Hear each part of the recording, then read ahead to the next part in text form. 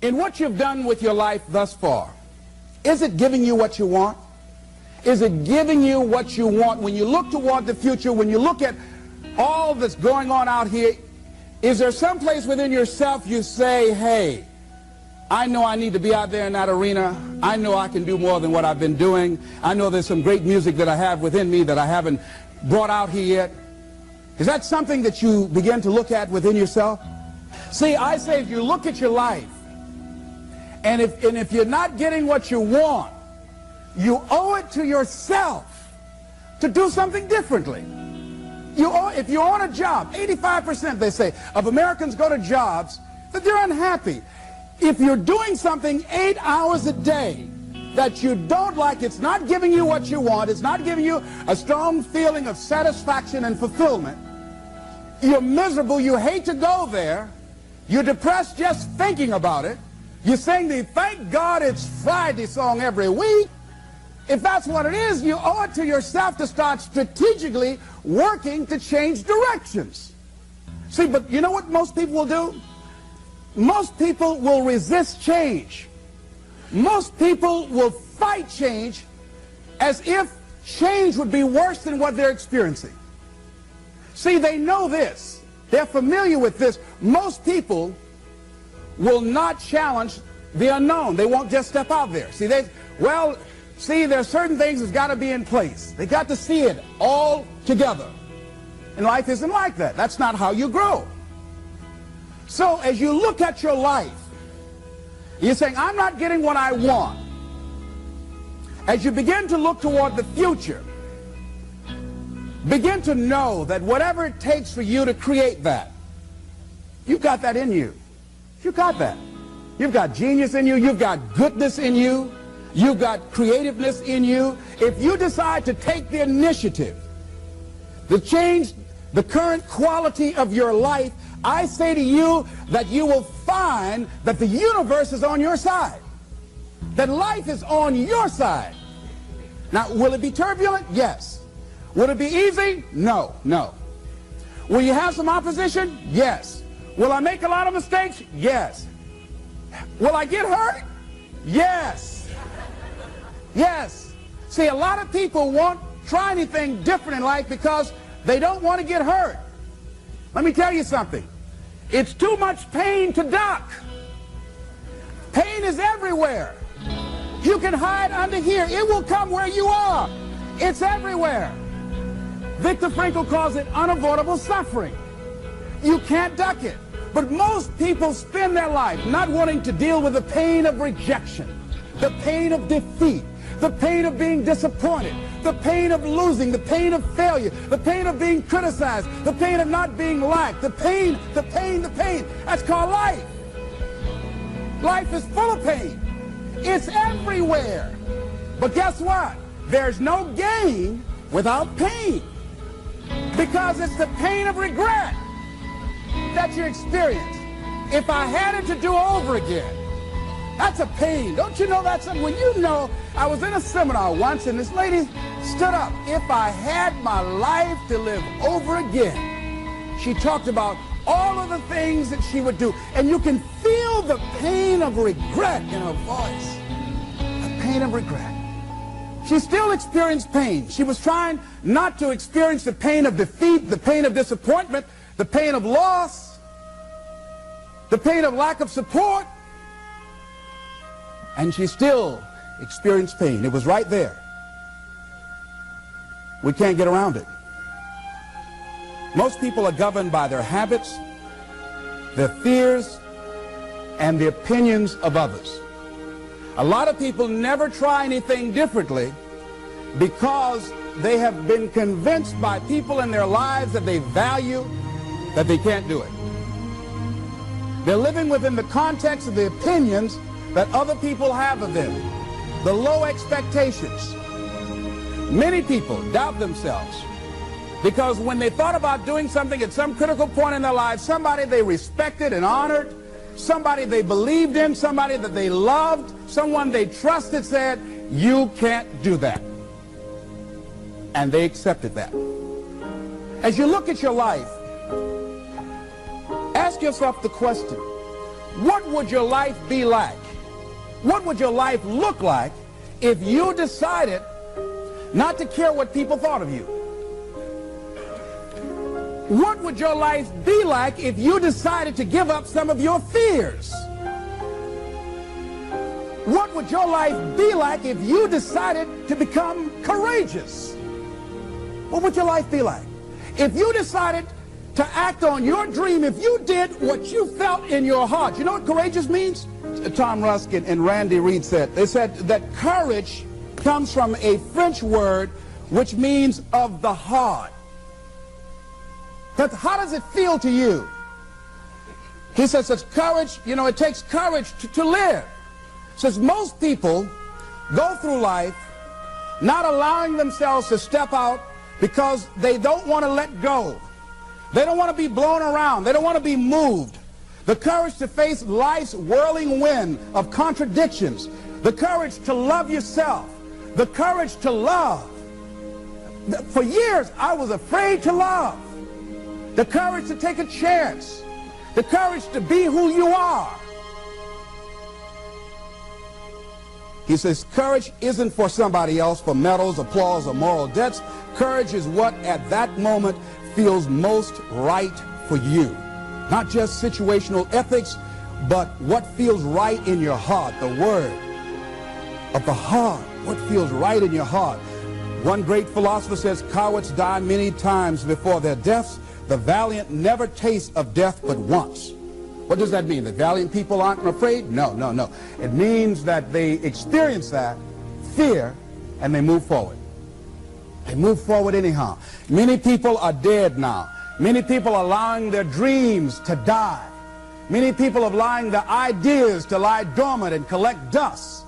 Many people have all this talent and ability that they are allowing to be buried inside of them, that they will take with them to their graves because they didn't have the courage to be who they are. And I say, as you begin to look toward the future and manifesting your greatness, it's going to take everything in you, that your life deserves the concentrated effort to begin to look at how is it that I can express more of me? How is it that I can bring my ideas out here now? How is it? And start living with a sense of urgency, because you're here today, you're gone today. Life is unpredictable. It's uncertain. There are no guarantees.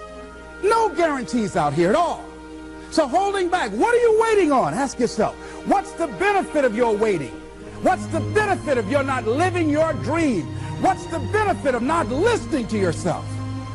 Oh, please, listen to yourself.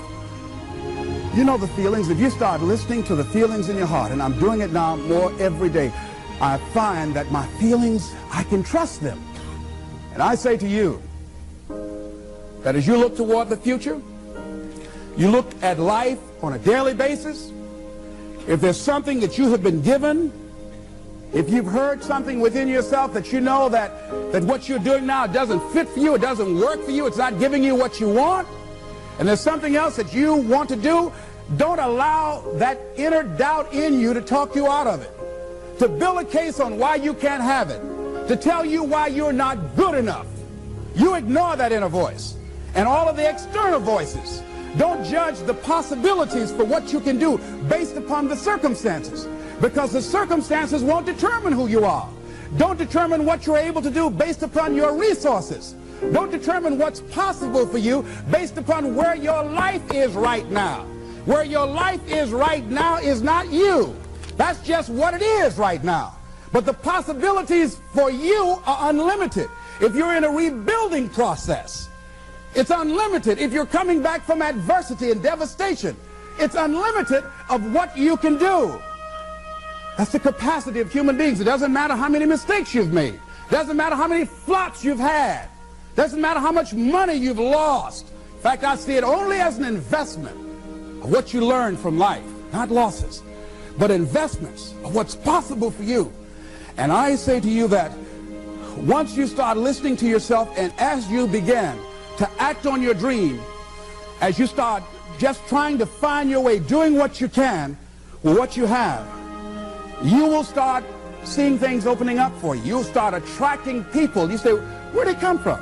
things will start coming together, clicking for you. You say, whoa, you start brainstorming. Ideas will come out of nowhere as you focus on it. The key to it is to begin to focus on what it is you want to do. Why, Les? Why is that important? Because as you focus on that which you want to do, that which we focus on, that which we give our energy to, it will begin to multiply. It will begin to expand. It will begin to develop your consciousness. And out of that comes your greatness. Out of that comes a commitment. Out of that comes a passion for life. Out of that comes a special power that you have in you that you haven't even called on yet.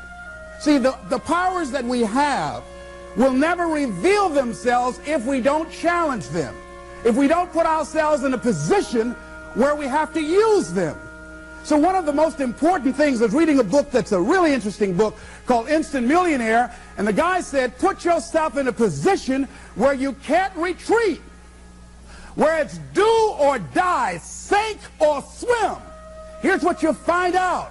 You'll develop incredible swimming skills. You'll find yourself stroking unlike you've ever seen before. Through the inspiration of desperation, you'll become more creative than ever before. So what is it? How do we handle that whole piece? Throw your whole self into it. See, most people go at it tentatively. They don't give all their stuff. They don't concentrate. They don't put everything they've got in them. One guy wrote a book called All You Can Do Is All You Can Do. And all you can do is enough. But he said, make sure you do all you can do. And if we're honest this evening, we know that we haven't done all we can do. So as we look at the future, we can decide that from this day forward, as I look at my personal relationships, if I look at my professional relationships, if I look at my family relationships, if I look at all the dimensions of my life, looking at myself mentally, emotionally, and spiritually, I'm going to do all I can do to develop me, to bring my talent out here, to make a contribution to life. You want to make it in life, he said, number one, develop your mind. You don't get in life what you want, you get in life what you are. Number two, develop your communication skills. Once you open your mouth, you tell the world who you are. Three, practice the principle of OQP, only quality people. Let us say together, only quality people.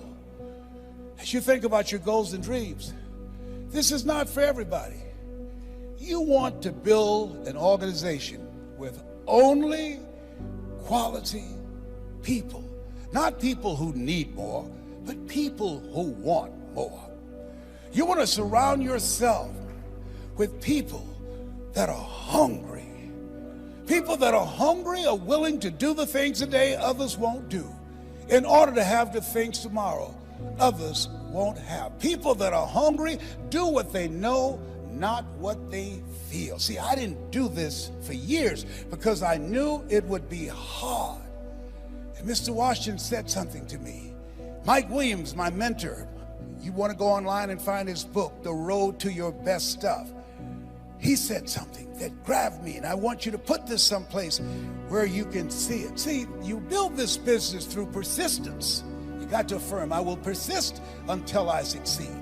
You build it through patience. It takes time to grow orchids. It's faster to grow roses, but orchids, that takes time. You have to have persistence, you have to have patience and perseverance. It takes courage to come back again and again and again. Because in order to build the business, it's hard work. It's H-A-R-D and H-E-A-R-T. Are you with me there? Write this down. If you do what is easy, your life will be hard. But if you do what is hard, your life will be easy.